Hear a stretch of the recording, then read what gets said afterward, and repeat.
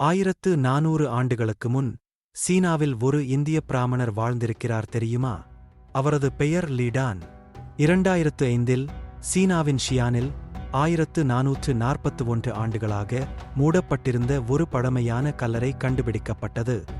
அதில் இருந்தவர் 6ஆம் நூற்றாண்டில் சீன அரச குடும்பத்தில் வாழ்ந்த லிடான் என்பவரின் டிஎன்ஏ ஆய்வில் அவர் இந்திய பிராமணர் வழித்தோன்றல் என்பது உறுதியாகியது.